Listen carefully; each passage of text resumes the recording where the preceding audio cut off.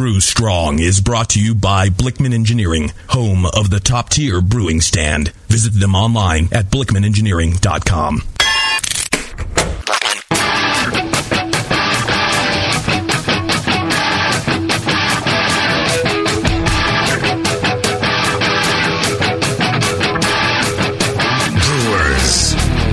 Time for the beer radio you've been looking for. This is the show that dispels myths, tackles the toughest topics, and makes no apologies for geeking out on beer. Hosted by two guys that drink before they think. Jamil and John Palmer. This is Brew Strong. Hey, howdy, hey, my brewing brothers and sisters.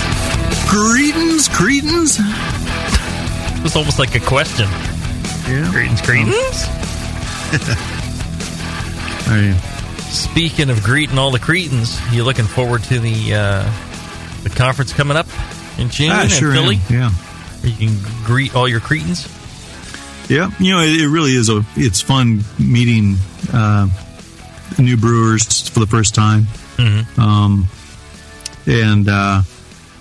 Hearing about the beer they're brewing and how excited they are about it, and how they're blown away being at their first meeting NHC conference. Yeah, how they're blown away meeting you. Yes. Well, no, just being at the conference.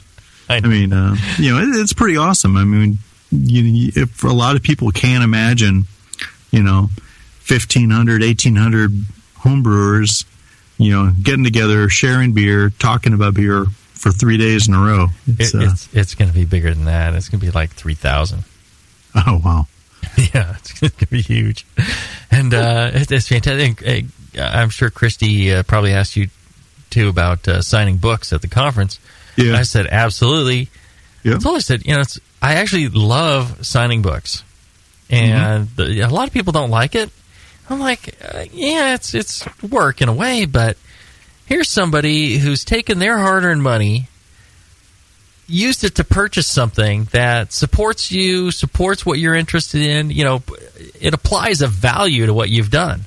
If nobody's willing to buy it, it's got no value. They've actually, people work hard for their money. Most people, money doesn't just fall out of trees. It takes some effort. And they take their discretionary income, which is probably pretty darn small, and say, "Hey, I'm going to put a serious chunk of it down on this book." Got to make you feel pretty good. Oh yeah. So definitely. I love signing books. I'm just like, hey, thank you. I appreciate you buying the book, taking the time, and standing in line and feeling like it's worth something to you.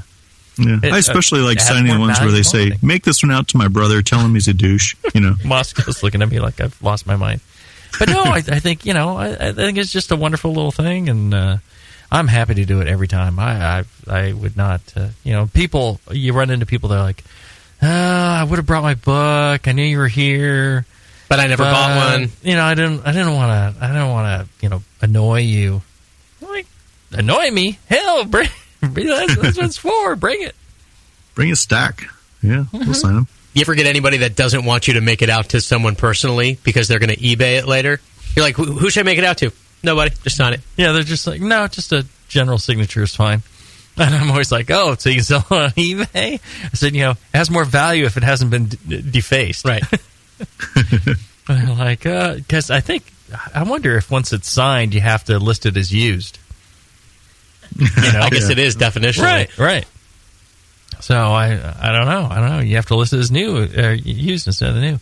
But I don't mind that either. There's been some homebrew shops. It's like, you mind signing a couple for the homebrew shop? I'm like, absolutely. The customers they're buying the book. Sure, not a problem. I've done that too. Yeah. John doesn't mind. I don't mind. Bring the books. Mm-hmm. No problemo. Speaking of problemos, everything flowing all right for you there, Palmer? Yeah, everything's flowing well. There you go. Well, I'll tell you this. It's amazing, that I've had nearly 3 days of not much to do.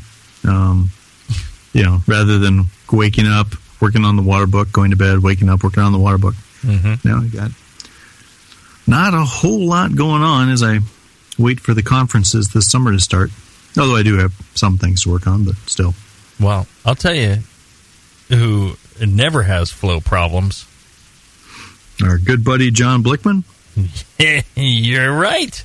Yes, our good buddy John Blickman. He'll be at the conference. He'll be out there probably showing some amazing new innovation for homebrewing. Yeah. Do you know? Has he revealed anything to you? Does he have something special? No, he hasn't. He has not revealed anything to me, so it must be super special, whatever it is. Super special, or he's been a little lazy. I don't know. Well, I know they moved to a new building. They had to move to a bigger facility. Oh, yeah, that's right. Demand's been so high that they had to change buildings and all that. And that, I'll tell you, through personal experience, that'll pretty much kill you. And your time to innovate is probably very minimal during that. I'll bet you, but I'll guarantee you this. He's had some moments where he's sitting on the toilet or whatever, and he's come up with new ideas. He just hasn't had time to implement them, probably. Yep. So you can see like twice as many great innovations next time. I bet you he's got some. He's just been too busy to tell you and I, mere peons. But his best friends. Best friends. Oh.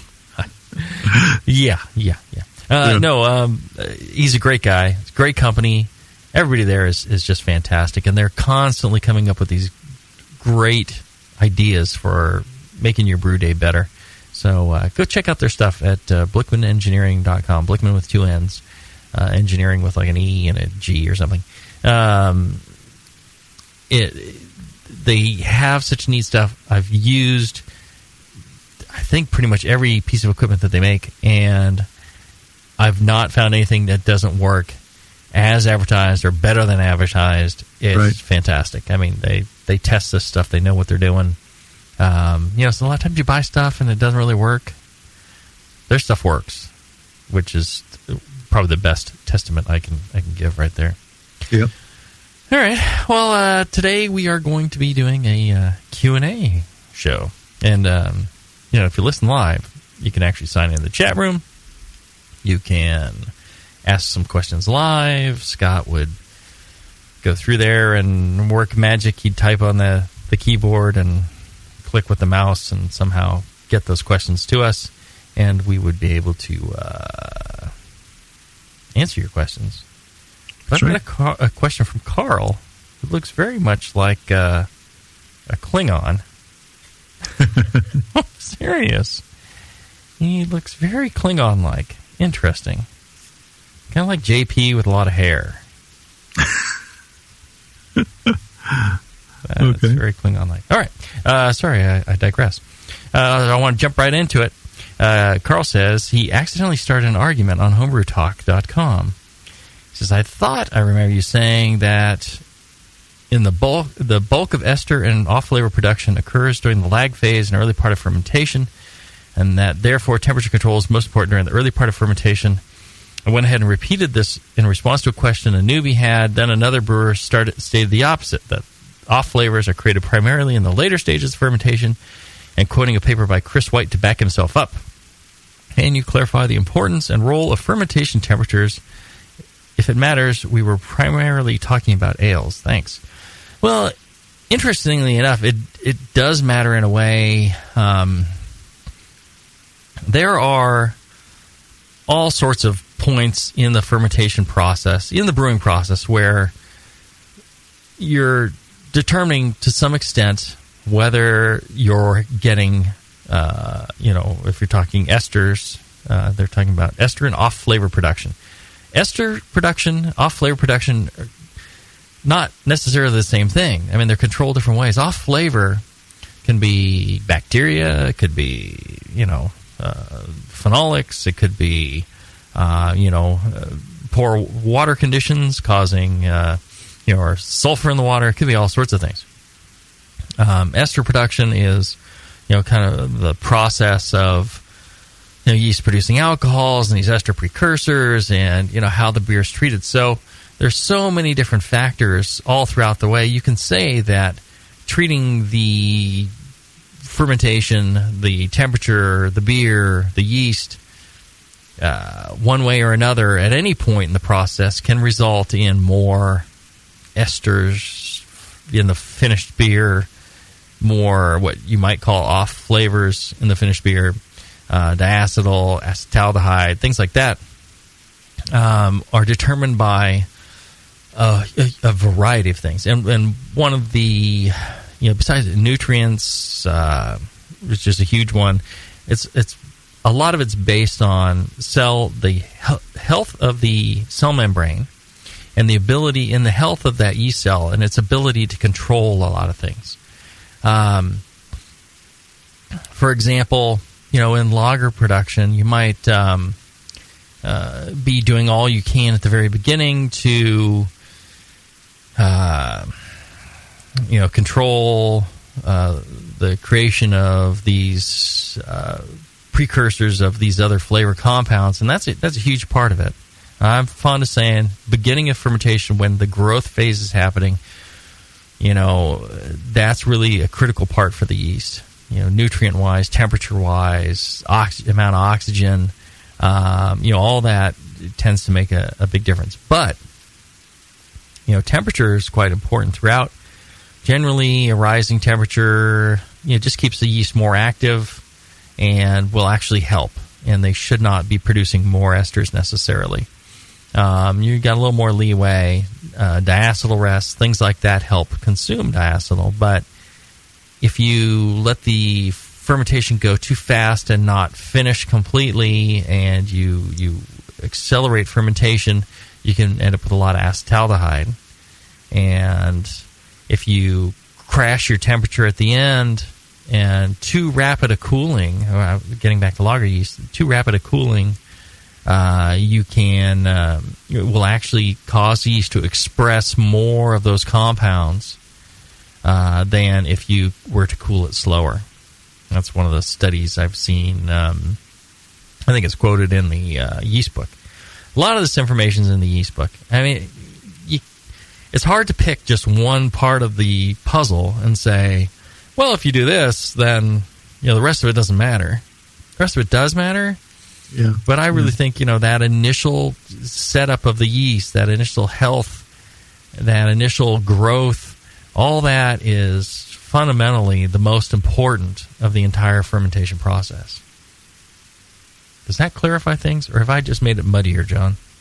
No, I think you did. I mean, I think I heard you agree with the questioner that temperature control is important throughout the process, but it's more critical at the beginning of the process than towards the end. Although you brought up one example of a temperature issue, cold crashing can cause yeast shock and expression of off flavors. Well, one example, if they can, but mostly it's more critical at the beginning. Cleaning up other flavors and production of certain things. I mean, it's all, and also too slow a fermentation. You don't have it nice and active. You can run into leaving things like sulfur compounds in the beer that should have blown off during fermentation. So all those things, very, very.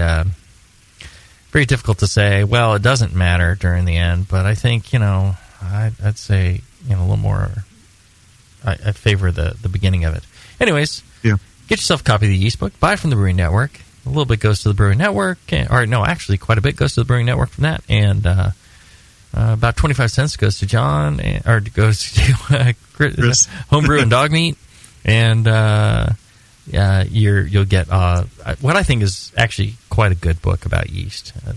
Without tooting my own horn too much. This guy Tristan, he looks like a serious businessman or a used car salesman, one or the other.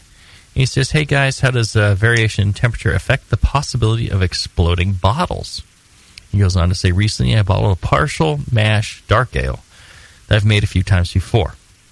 Everything I did in my brewing process was the same. Usually I let the bottles condition for weeks, if not months, in a cabinet in my kitchen, which holds a good constant 70 degrees. Then I cool them down in the fridge and enjoy without a problem.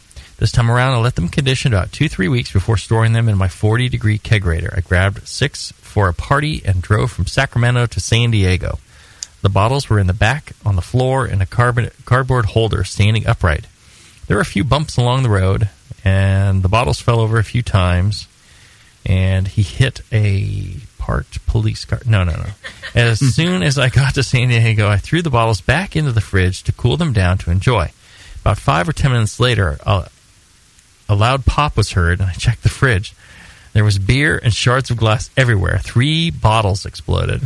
I took the other 3 out and opened them ASAP. All 3 foamed up pretty good, spilling outside of the bottle. The remaining bottles in my freezer are still good, and they don't foam up when I open them. They're practically picture perfect. Perhaps my yeast wasn't done after the 2 to 3 weeks where I put them in the freezer and they kicked back up after sitting for 7 hours in the car. I thought being in the cold for a few weeks would have made the yeast flocculate down and quit their job. Any ideas on why these suckers blew up? Thanks for a great show for novice homebrewers like myself. Actually, seems like he's got quite a bit of knowledge already. Yeah. What would you say, John? What do you think the culprit was there? Well, clearly something was active. I don't know whether it was yeast or bacteria, but something sounds like something was activated and grew during the drive. Yeah, I guess if it got real hot in the car and, the yeast really warmed up, got shaken up, and there was quite a bit of residual sugar. Yeah. But he let him sit 2 to 3 weeks before he chilled them down in the first place. Yeah. So I would think, in 7 hours, you can get some CO2 production in 7 hours from a healthy ferment. But yeast, it's been sitting... yeah,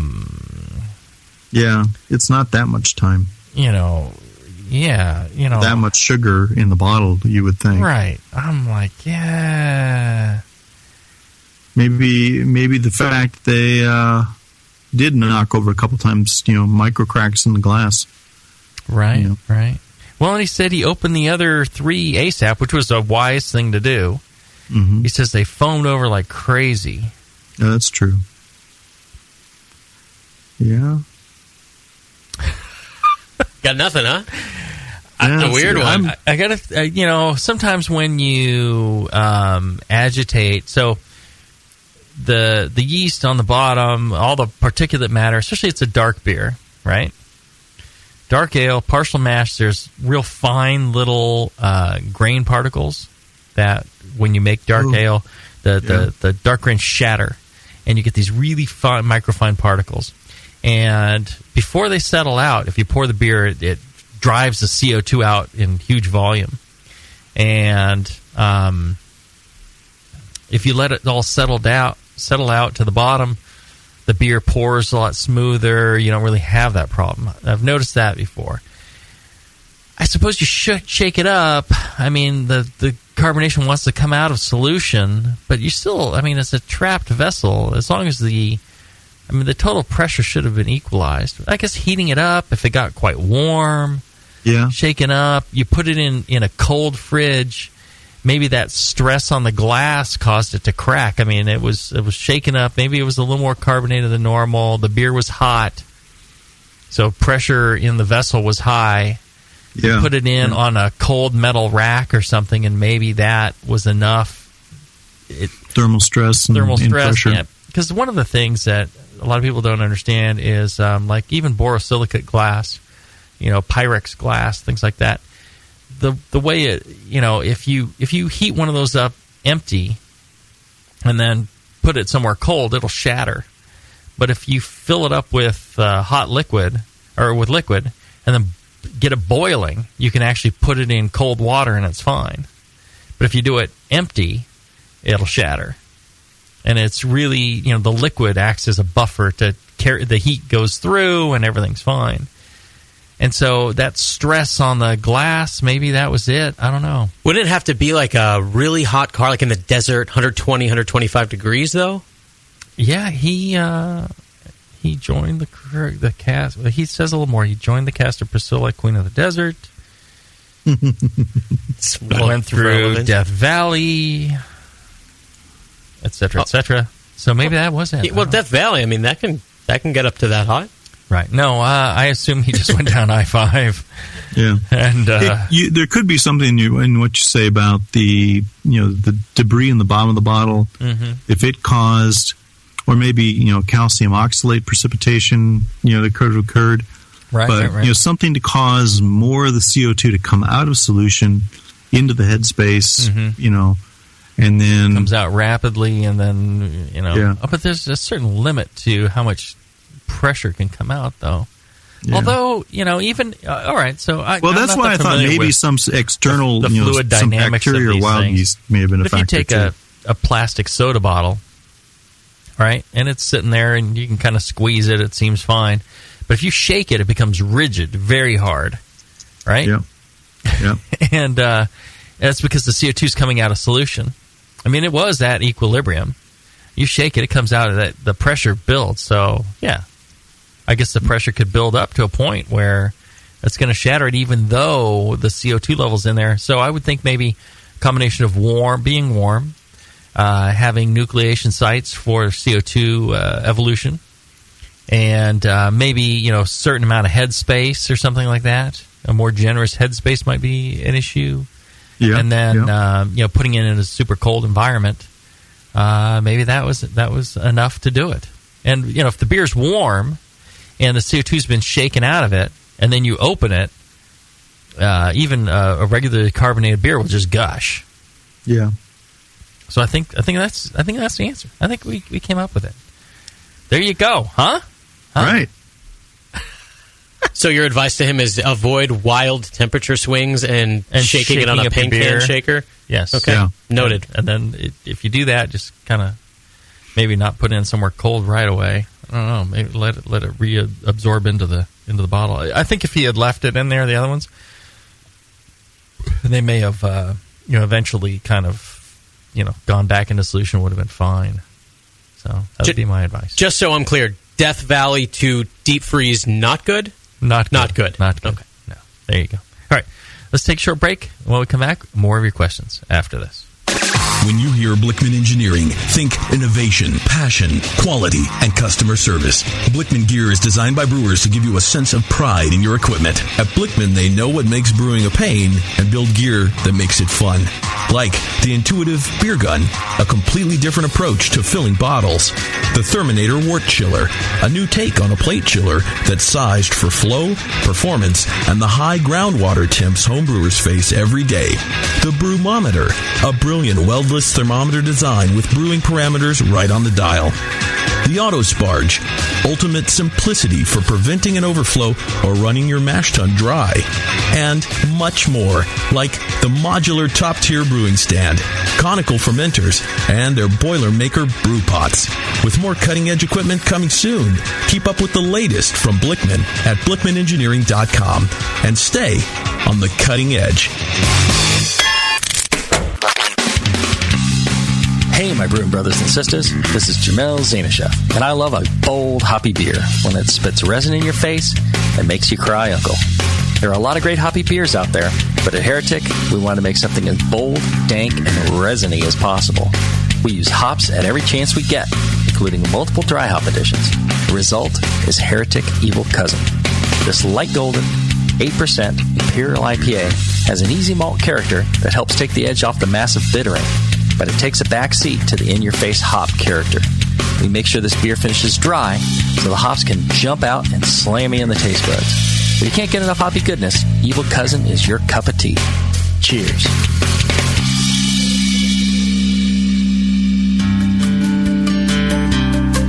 Williams Brewing is your online resource for prompt delivery of quality home brewing supplies. Since 1979, Williams Brewing has offered the finest equipment and freshest ingredients and the best customer service in the business. Cut hours off your brewing sessions by using one of our 11 varieties of famous Williams malt extract. Our Williams Belgian Pale Extract is mashed with pure Belgian two-row malt and a small percentage of Belgian wheat malt for an authentic Belgian character you just can't get from other extracts. Or check out our unique fermenters, 2.5-gallon kegs, paintball tank-based draft beer equipment, bottling aids, and much more. We even have our own line of precision hydrometers. Go to WilliamsBrewing.com to browse our vast selection. That's WilliamsBrewing.com. Orders placed by 3:30 p.m. Pacific Time ship the same day. Brewing is easy. The Williams way. Do you know the 3 most important rules in brewing? Sanitation, sanitation, and sanitation. And no one does it better than 5-Star Chemicals. 5-Star knows sanitation. You can only sanitize clean equipment. And 5-Star knows how to clean, too. For craft brewers and home brewers, 5-Star has what you need to keep your fermenters, serving tanks, kegs, and draft lines sparkling and free of any beer-spoiling bacteria. PBW, caustic, acid cleaners, Star San, SaniClean, lubricants and defoamers, pH stabilizers, and more. 5-Star Chemicals has cleaning supplies, safety supplies, heat exchangers, pumps, hoses, and valves. And 5-Star is proud to offer eco-friendly products that exceed customer expectations. If you have a cleaning problem, you need the 5-Star solution. Visit 5starchemicals.com or call 800-782-7019. 800-782-7019 and get the 5-Star treatment today. For nearly 15 years, homebrewers have been served by one place in Michigan where you can buy yourself a serial killer grain mill. Adventures in Homebrewing. Did you try all those great Michigan beers at the National Homebrewers Conference in San Diego or Seattle? Adventures in Homebrewing delivered. Did you see a great false bottom in your buddy's cooler or brew kettle? Adventures in Homebrewing delivered that. And did you see that great custom-built brew stand? Yep, Adventures in Homebrewing delivered. Since 1999, Adventures in Homebrewing in Taylor, Michigan, Ann Arbor, Michigan, and online at homebrewing.org has been serving homebrewers across the globe. Check out their innovative 2.5-gallon keg with metal handles, great homebrew kits, and the fully adjustable serial killer grain mill. Visit them in Philly for the 2013 National Homebrewers Conference. Not going to make it? Check out all the fun of Adventures in Homebrewing at homebrewing.org. For a limited time, coupon code BNetwork will slam 10% off your order. Bam! Adventures in Homebrewing. Join the adventure at the Great Lakes home for homebrewing supplies. Online at homebrewing.org. And don't forget coupon code BNetwork for a limited time. Join the adventure today.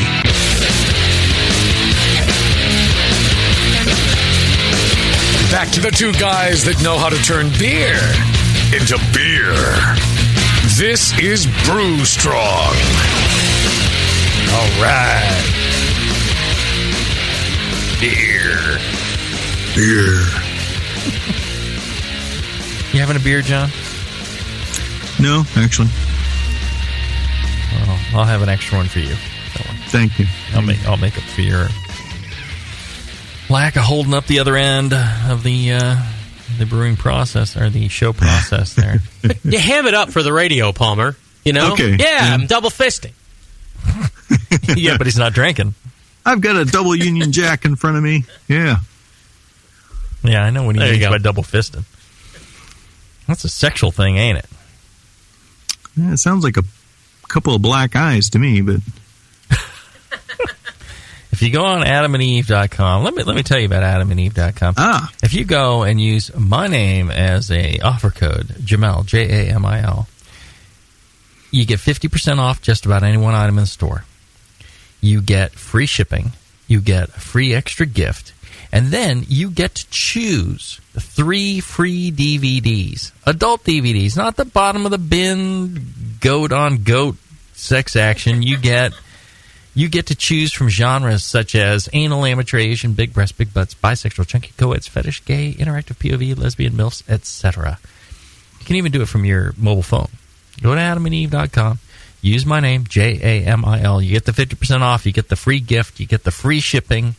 You get the 3 free DVDs. And it's good stuff that you can choose from. yeah. And there you go.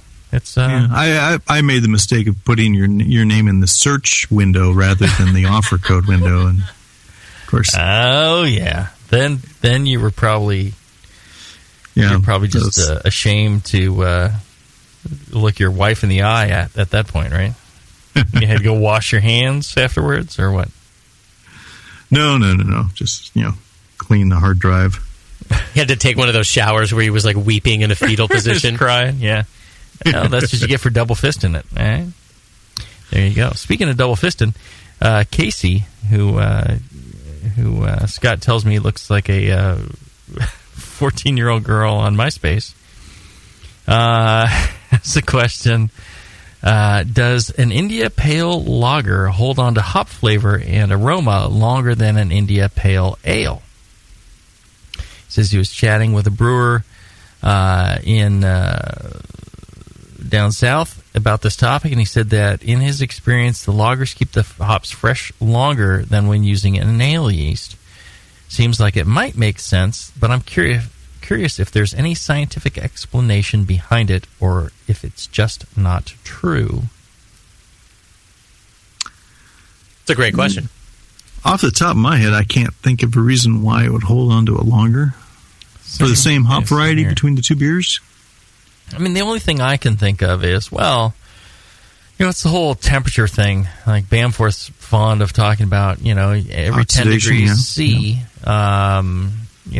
things happen that much faster. So with a lager, you tend to ferment it colder, store it colder, do a lot of stuff with it colder. So, perhaps the hop compounds are not degrading as fast or changing as fast. I don't necessarily want to say degrading. They're evolving slower.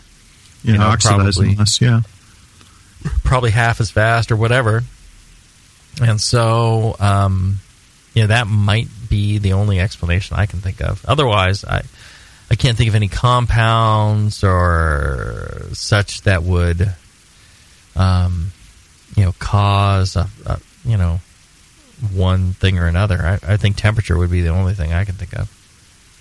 Yeah, that's my thought too. I mean, everything else should be the same. Is the temperature, maybe the general, as you say, the general storage temperature is probably the only real difference between them. Mm-hmm, mm-hmm. Well, and I don't normally do this, but then Casey has another question that he sent in, and the reason I'm doing it is because the guy used the subject matter Q&A, which I appreciate. Yep. And he keeps his question short.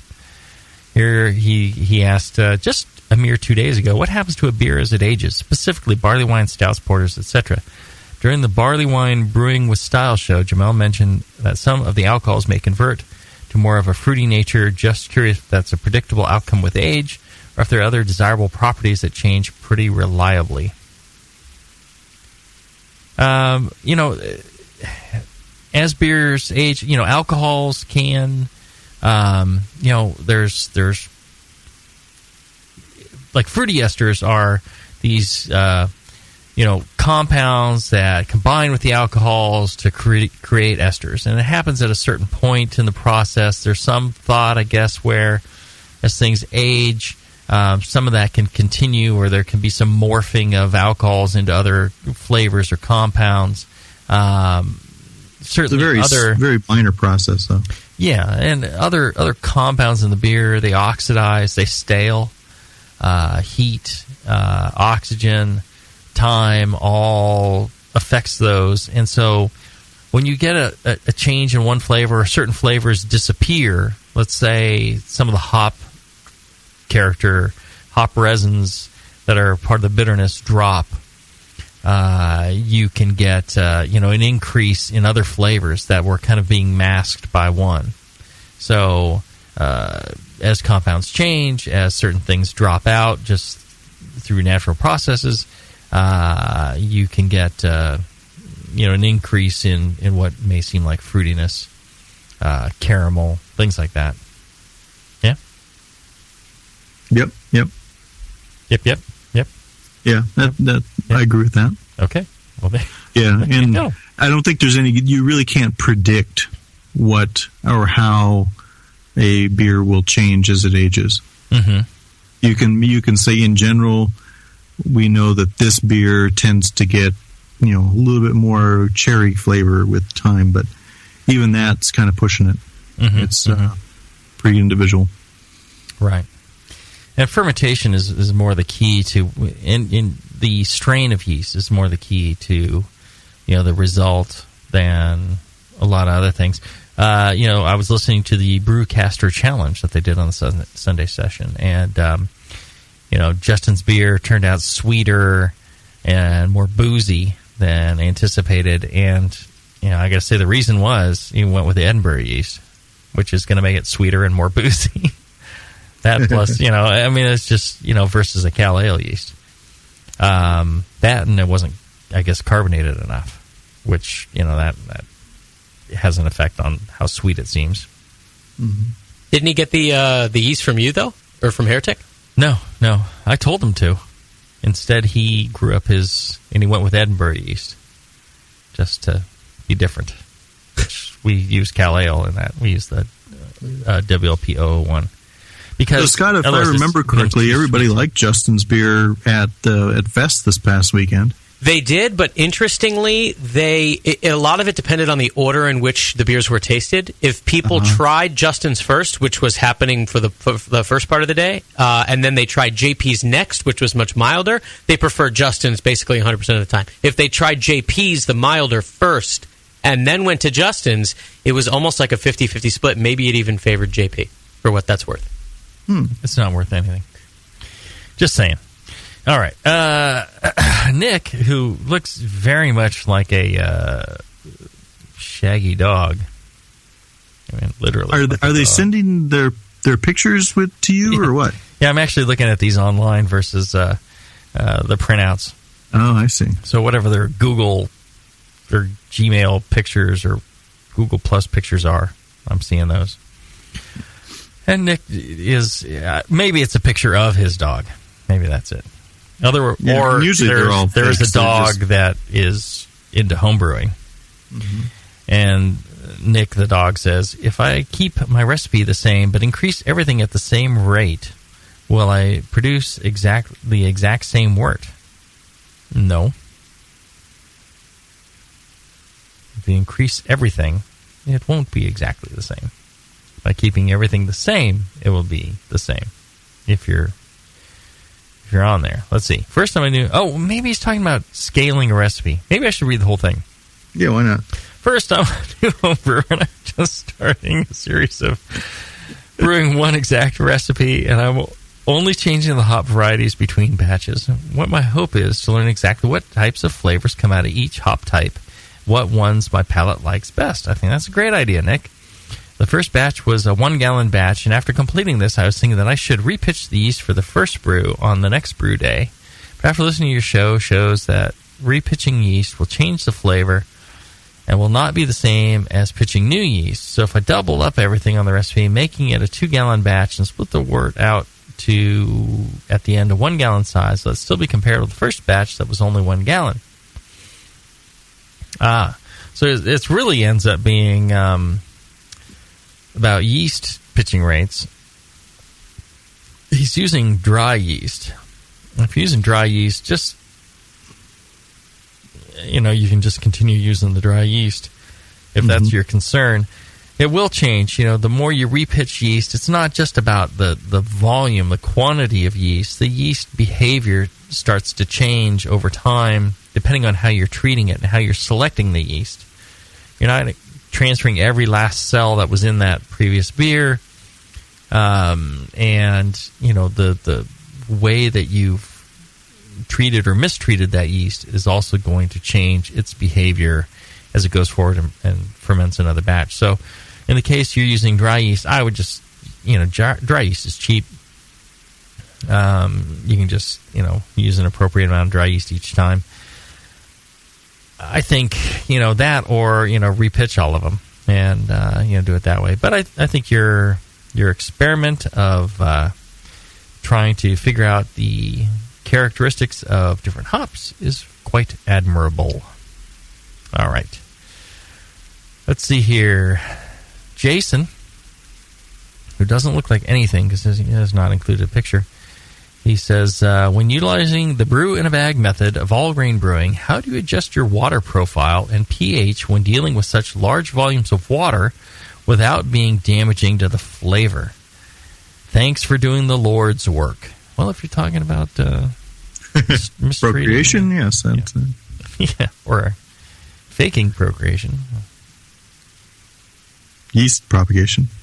No. All right, so John, this one's for you. When you're utilizing brew in a bag, how do you adjust your water profile and pH when you've got such a large volume water? Because you're brewing a bag, you essentially put all your water you need for the mash and the sparge. It's all in the one vessel, and then you teabag the daylights out of it with your big sack of grain. Yep. And, how do you adjust that large volume of water to accomplish well, you got to measure it. If you want to optimize the brew in the bag mash pH, you got to measure it, and it depends. It depends on the beer recipe. It depends on the water that you're using. Maybe half the time you will be in a happy medium between the two, where the water is not highly alkaline. And your grain bill is such that even at that very, very dilute water to grist ratio, maybe you're up to say 5-1 or 6-1, versus a more normal 3 to 4-1. You can still have a decent mash pH, and you'll get a good beer out of it.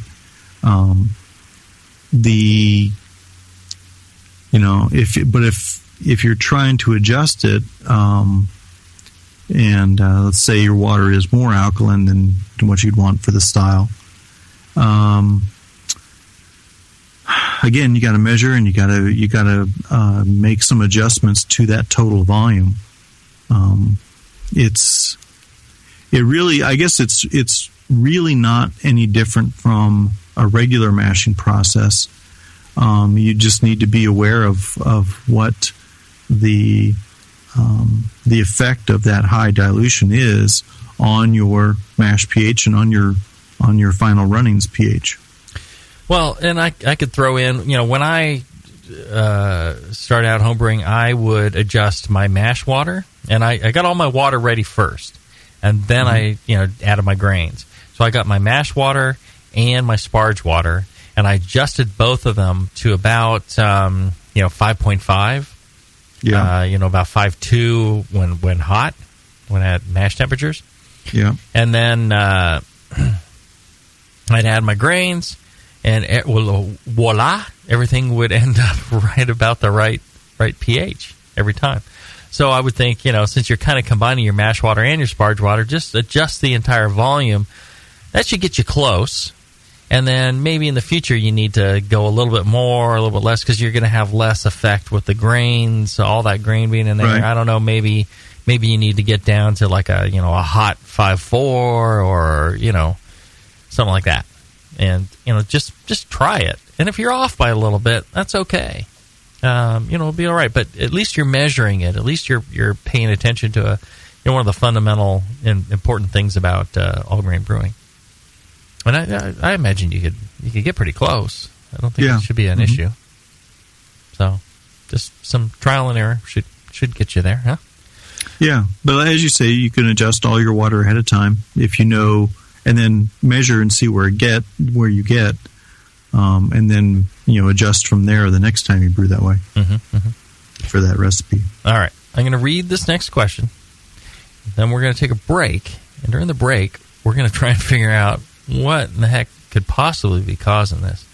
JJ James says, "Hey guys, I've been working my way through some book called Brewing Classic Styles. I heard about that. It's really not very good. I don't think you want that. It's shitty recipes. Some asshole. It's wonderful, damn it." Yeah. And noticed when using Munich extract in the Maibach and the Dortmunder, they came out way darker than they should have. The Dortmunder almost came out like a Bach. Followed the recipes to a T. Both tasted great, but not really to style. What could be the problem? Thanks to you guys for all you do. You're awesome. Thanks, JJ. All right, let's take a short break. When we come back, JJ's answer after this. Hi, I'm Jason Harris, the proud owner here at Keystone Homebrew Supply. We're thrilled to be entering our 20th year of supplying this great industry, and to show you, the Brewing Network Army, how much we appreciate your support, we're offering you 10% off your first order on our website, KeystoneHomebrew.com. Just use coupon code BNARMY at checkout, and I'll get your order out the same day.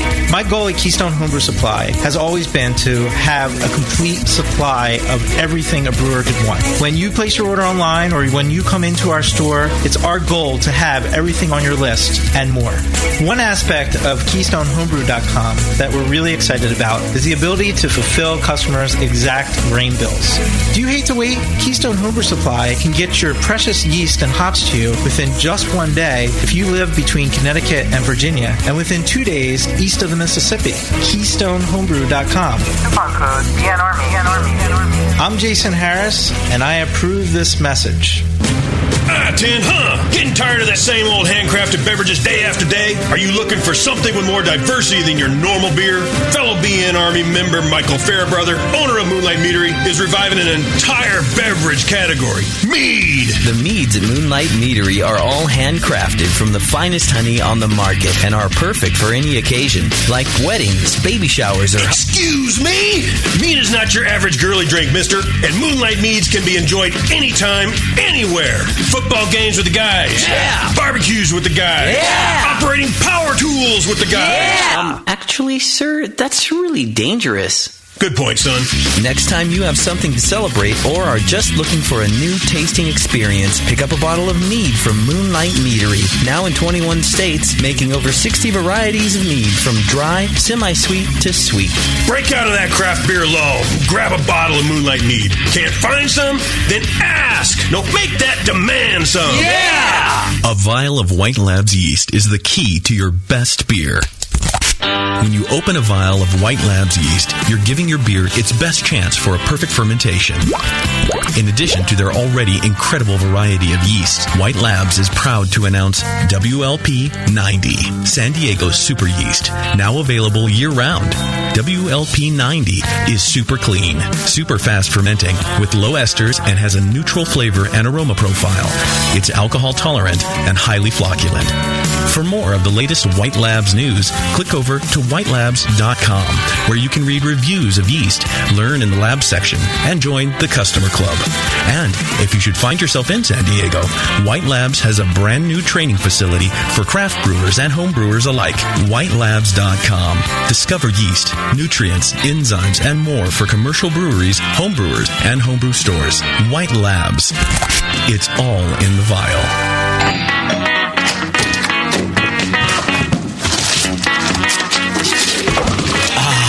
What'd you get? More brewing ingredients? Yep. You know what I love about Brewmaster's Warehouse? The $6.99 shipping?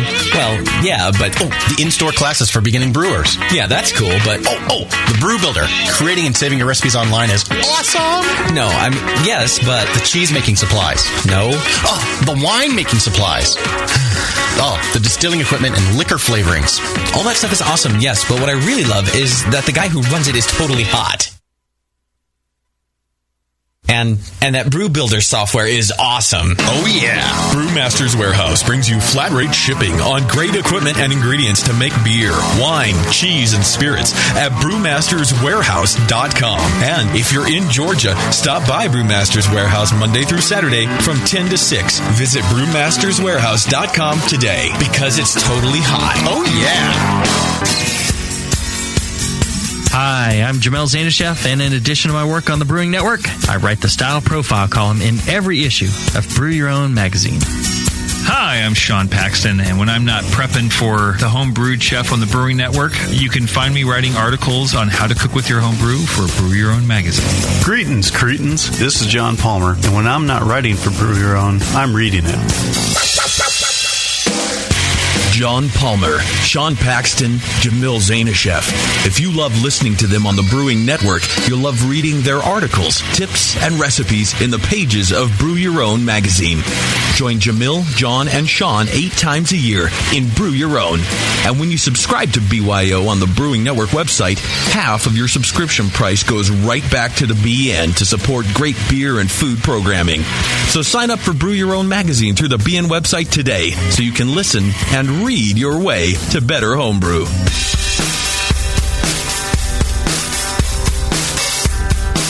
Back to your hosts, Jamil Zainasheff and John Palmer. Putting the testicles in technical. This is Brew Strong.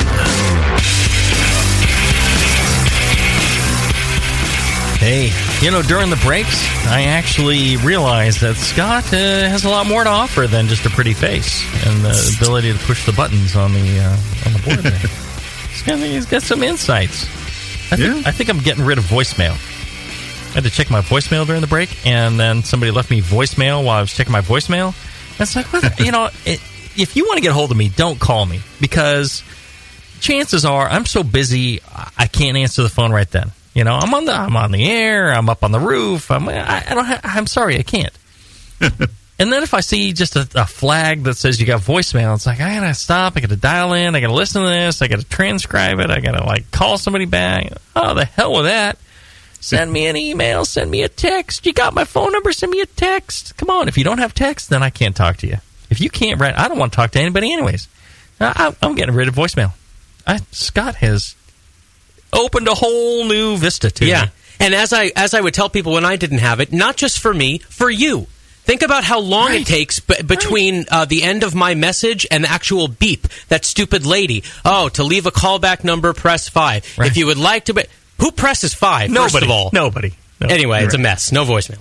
No voicemail. And, and again, if you're calling me, I got no idea. There's a couple of people where they work in companies where they do not have text. They're using the Nextel or whatever, and they cannot text me. Because I'm sure they would. Instead, they have to call me or email me. Still, they should just email me. But something critical, they got to call me. So when I see calls from those people, and I know they can't text me, I'm willing to pick up the phone for them. But still, sometimes I can't. And it just becomes a big time waste. So, no voicemail. You're just going to have to call me back and hope that you can get through. If it's that critical, otherwise send me an email. Everybody's got email. If you don't have email, I can't do business with you if you don't have email. Yeah, done. Amen. Pardon me. All right, so JJ says those are coming out too dark. What's your solution for them, John? I assumed you were thinking about this while I was chatting with Is it Scott liquid extract or dry extract? I gotta believe... He doesn't say, but I gotta believe he's probably using liquid, because most of the Munich extract out there is in liquid form. Okay.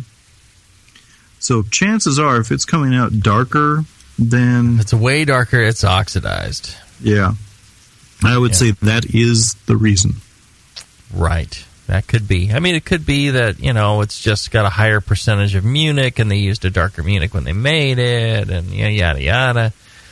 But one of the things our good friend Bob Hansen from Brees was always fond of saying, and that I've taken to heart, and I mention every BYO style article, is, if you're using extract, if you can't get fresh liquid extract, use dry. It's going to stay fresher longer because it doesn't have the liquid in it. It's not going to oxidize as fast. It's a much more stable product. That's the way to go. Yep. Has it always mostly been in liquid form? I've just given Scott the secret for making better extract beer. Oh, man, I shouldn't, who knows what the Brewcaster Challenge could bring. Has it always what? Has it always been mostly in liquid form? You said it's likely he's using liquid because most of it's usually liquid people use. The only they do some dry extracts, but they don't do. It's like dry yeast. There's dry yeast. There's a few varieties, but not every variety is available as dry. So the dry extract, they have to they have a spray drying device. And they essentially make liquid extract, I think, and then spray dry it. Oh, really? So they got to, it's an extra step, so it's just easier, I guess, to make the liquid one. I don't know. Shipping is more expensive because it's got all that water weight, but, but I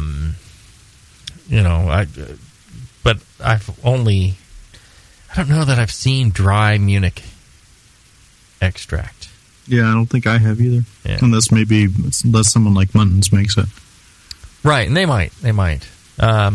So that's the situation there. Both of us think that that's a most likely case. The other thing might be, you're using if you go and get chocolate malt or something like that, or of course he's talking about Dortmunder and Maybach. There's no highly Congress. I'm just saying, you brew something and you go to your homebrew shop and say, I need roasted barley. Well, roasted barley comes anything from 300 level bond to 650, or chocolate malt 300 level bond to 600. Different maltsters to choose from and everything. So you can't just go in and say chocolate malt. I want chocolate malt at 350 level bond. I want chocolate malt at 500 level bond. What you need to be a little more precise. But in that case, I think, it was that or oxidation somewhere along the process. If it wasn't the actual extract itself that was oxidized. Clint offers this up. He says, "G'day." So I don't know if he's Australian or not, but might be from Brooklyn. You never know. He might be. He says fellers, so he might be from the South. I don't know, fellers. What can cause a pepper phenolic flavor, as in cooked or bell peppers? I recently brewed a Doppelbock with coffee additions added to the whirlpool after the wort temperature was below 150. Come bottling day, the beer tasted great. I was extremely excited about the final outcome of the beer.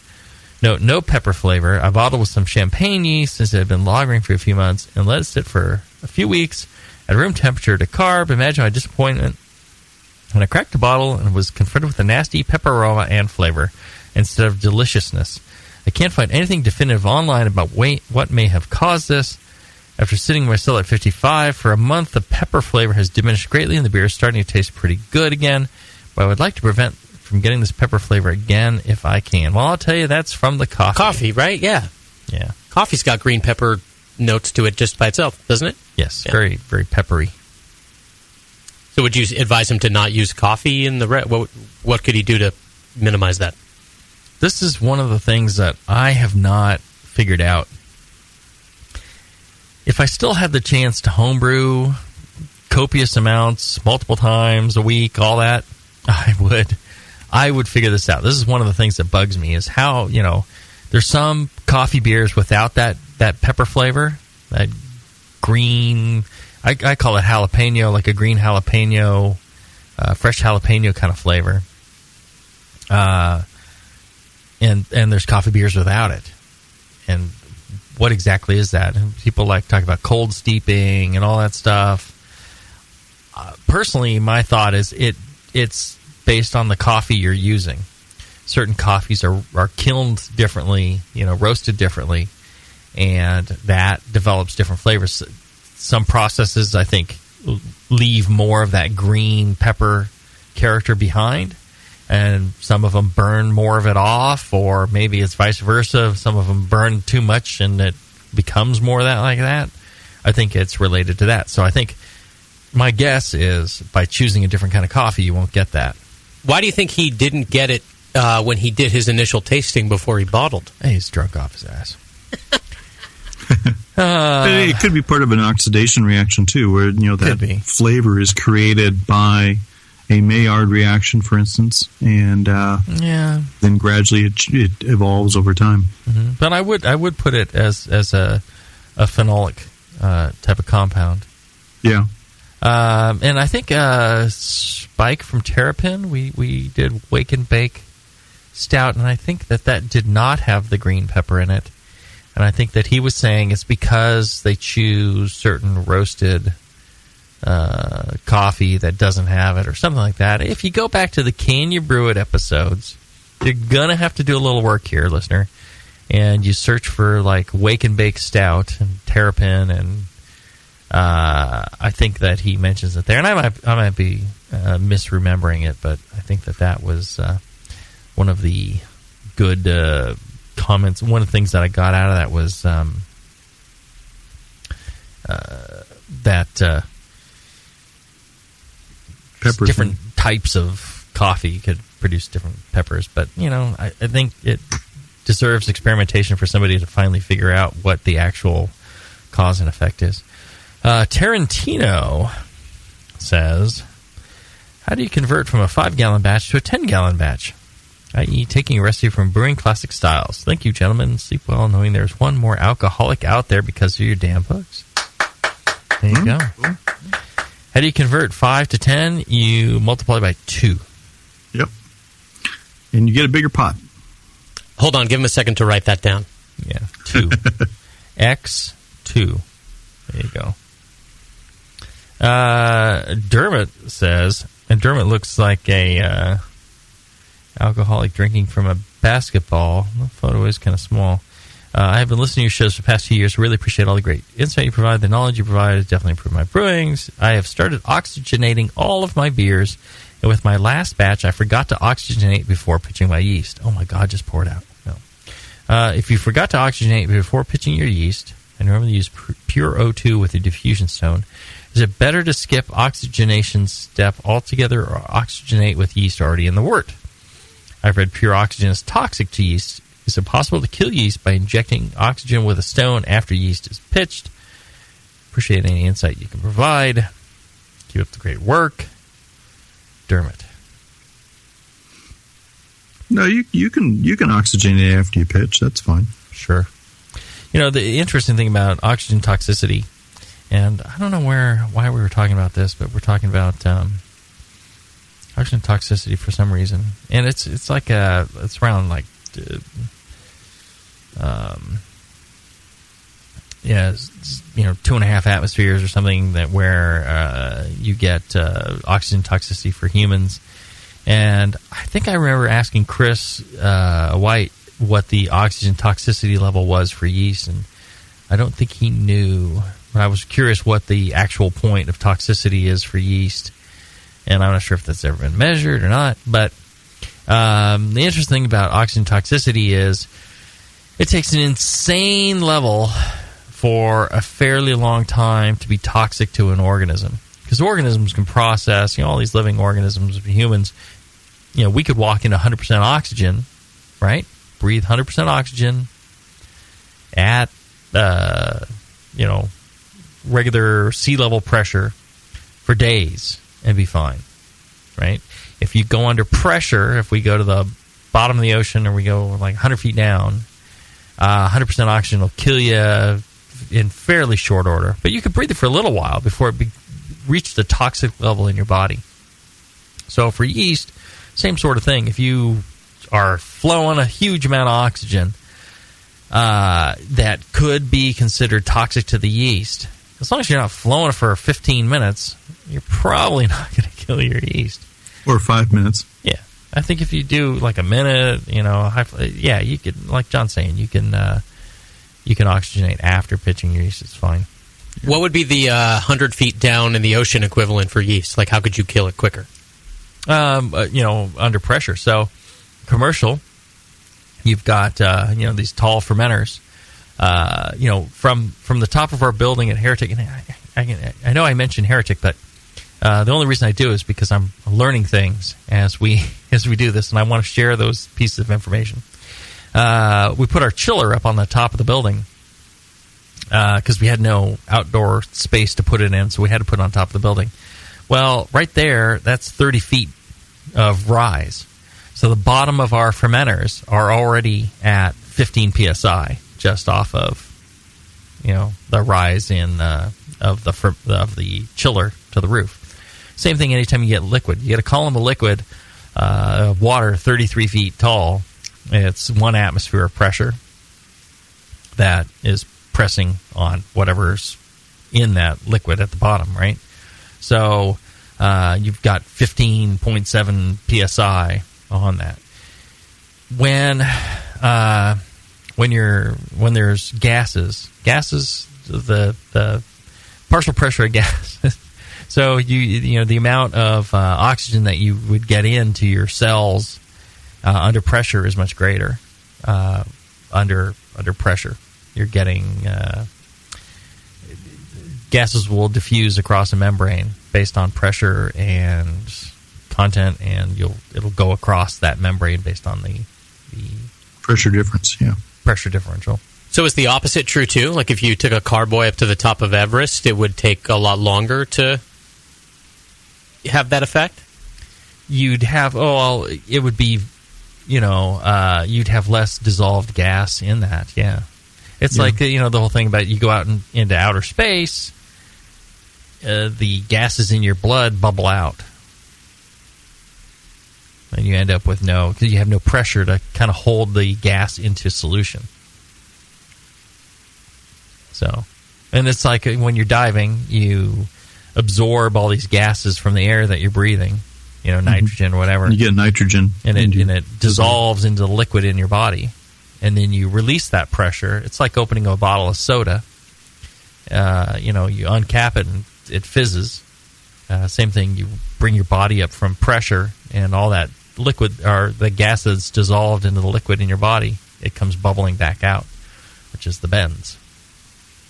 So, same sort of thing for yeast. You're not going to have a whole lot of pressure in a small carboy, and you would have to do it for quite a while, I would think, before it really truly became toxic. So I wouldn't worry about it. It is possible, I think I've mentioned oxygen toxicity before for yeast, just in the thought of people putting pure oxygen into starters. Into stirred starters, they'll put like a stir plate, and they're bubbling pure oxygen in continuously at a high rate in the stirred starter for 24 or 48 hours. And there I would worry that you could potentially have an issue with oxygen toxicity. Yeah. And also just changing the yeast from what they've gotten used to over 2 days to much less oxygen in the beer. They're probably not going to perform well. All right, let's take a short break, and when we come back, we'll wrap up this Q&A session after this. BN Army, HopTech has a great discount waiting for you. Do you often find it difficult to find specific specialty ingredients for your homebrew recipes? Well, listen to this. HopTech stocks 59 different grains to choose from, 39 varieties of pellet hops, and 8 kinds of whole leaf hops. And HopTech not only carries Y yeast and White Labs yeast for you, but also Fermentus, 04, 5, 6, 23, 33, and T58 Belgian yeast, plus Cooper's, Nottingham, and Windsor yeasts. Got your recipe ready to go? Pick up some great brew gear like new long and short sleeved shirts, games, and more. HopTech's new website is being updated every day with new items. If you don't see it, call the shop. They're open 6 days a week. BN Army and AHA members get a 10% discount, and active military personnel get 15% off. Visit HopTech.com today for great selection, great service, and a great discount. HopTech.com. That's it. I've had it. I am never putting hops in my beer again. What? Why? It's just too ridiculous. Insane prices, stupid contracts, high shipping costs, crappy selection. Dude, you need Nico Brew. Nico Brew will rock your f***ing face right the f*** off your f***ing skull. $5 shipping to all 50 states. Plus fantastic international rates get you low prices on Nico Brew's great selection of hops and more. Whether you're a home brewer, a pro brewer, or a homebrew shop owner, Nico Brew can get you the hops you need in increments big and small, single orders, spot buys, or full contracts. And there's only one place to join the uber special secret elite bare bones club where you'll get the best deals anywhere. Holy shit! NicoBrew.com. NIKOBREW. Nico Brew, your bare bones buddy in the brewing business. Are you a member of the American Homebrewers Association?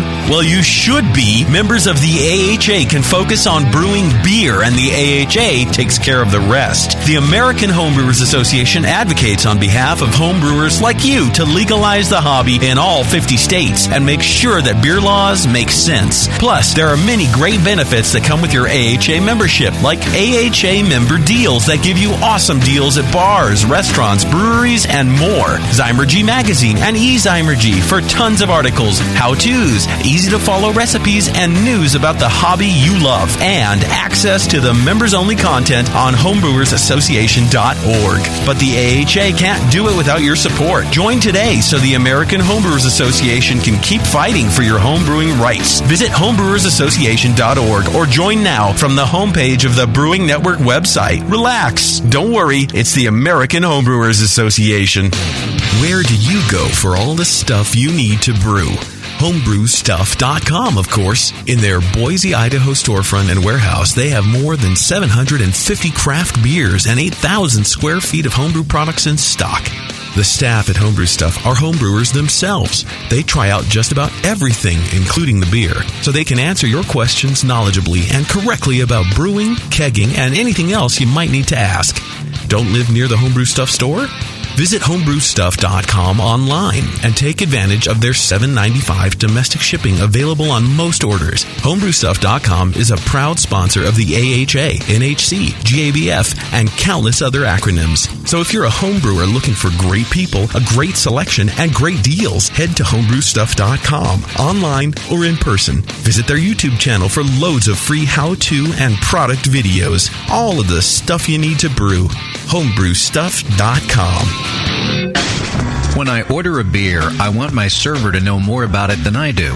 I want someone who enjoys good beer and loves helping others enjoy it too. I want someone who knows how to pour a perfect pint for any beer style.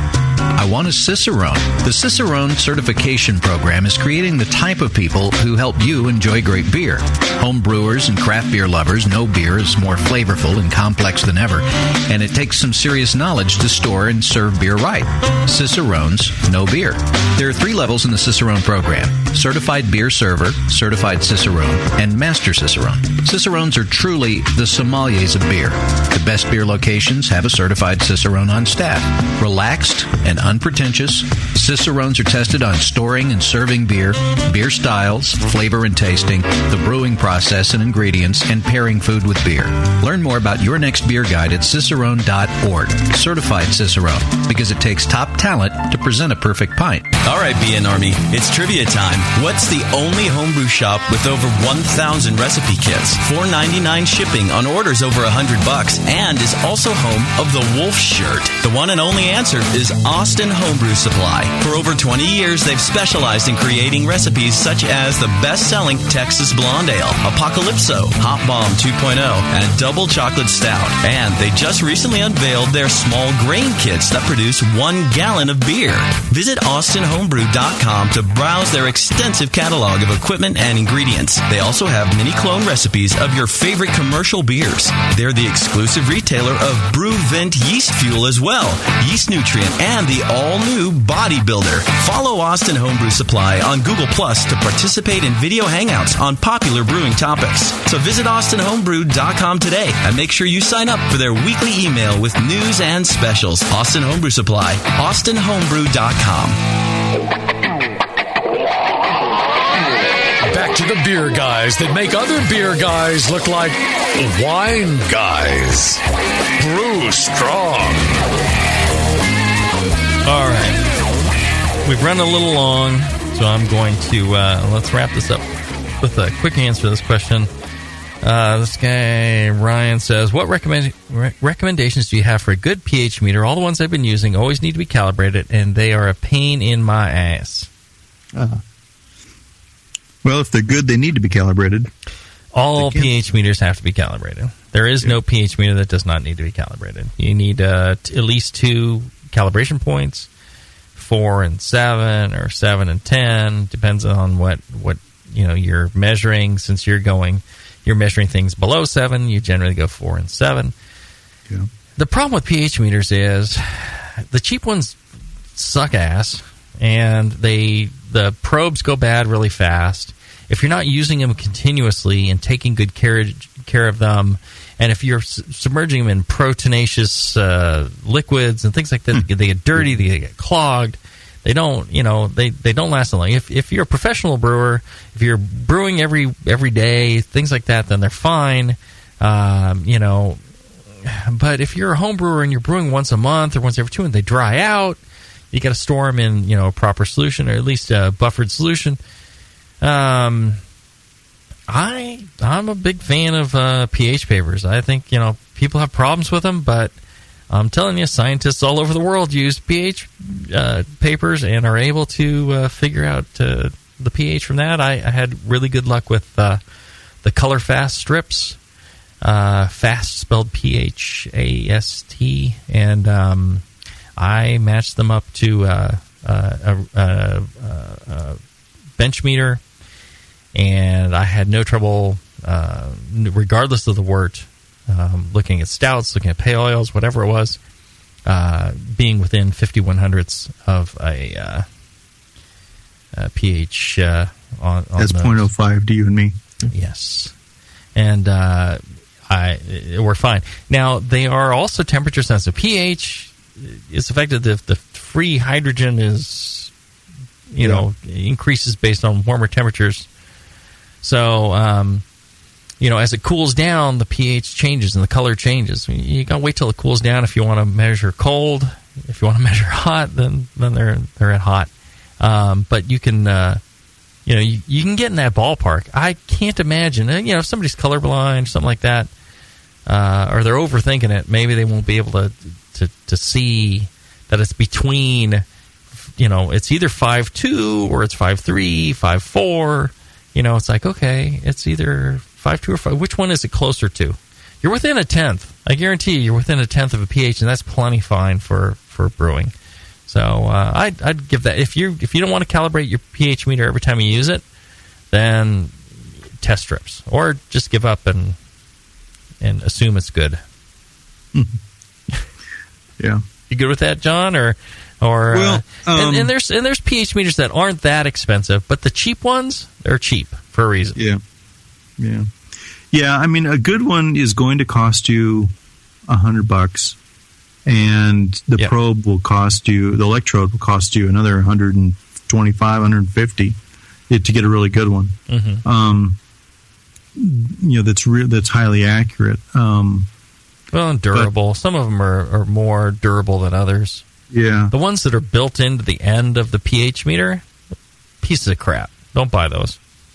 They're bad over. Yeah, those do not last terribly long. Yeah, and as Jamil said, that disposable. One of the big problems with electrodes is that they're generally not made to be used with wort and beer. With the proteins, wort and beer will clog them up really quick. If you don't maintain them by keeping them soaking in solution between use and so on, they do just wear out. Mm-hmm. So if you do get a pH meter, get one with a replaceable probe. They connect up with these BNC connectors usually, and so you can just toss that probe, get a new one. But you're going to need a new one like every year. Yeah. It depends on the probe and how you treat it in between and all that stuff. But I mean, they'll go out like in 6 months. So be prepared. That's why you need something to calibrate them. Right. You need an instrument that can be calibrated to 2 points, 4 and 7, and a good pH meter will do that automatically. You just drop the probe in, hit the calibrate button. Right. It thinks for a minute, and then it says, "Okay, go to the next solution." Yeah. You rinse it off, you put it in the next solution, and then it figures it out, and then you're all good. And also, if you're going to get one, you can get a used bench meter on eBay. That the electronics are all fine. It's the probes that are bad. Get yourself a brand new probe and get one that's got a temperature probe, and then you've got ATC with a temperature probe. And it's fantastic, and it's extremely precise. Yep. So check that out. All right, that's it for this show. If you're listening live, stay tuned. We're going to have another Q&A session coming up right after this. And if you're not, you're on the podcast program, and you're just going to have to wait 2 weeks or so to listen to more riveting radio. Yeah, so drink for 2 weeks. Sit there and drink while you're waiting for us, and let us know. While you're spending those 2 weeks waiting for us, check out our fine sponsor, BlickmanEngineering.com. Blickman with 2 N's, innovating your homebrew so you can brew better beer, have fun with it, and all that good stuff. And check out the Brewing Network store. Lots of goodies in there. When you buy that stuff, it goes to support the Brewing Network and shows like this. check out Brew Your Own. Subscribe to Brew Your Own magazine through the Brewing Network, and half of the subscription price goes to the Brewing Network. Really good deal for you, really good deal for BYO, really good deal for the Brewing Network. Till then, brew strong. Brew strong, everyone.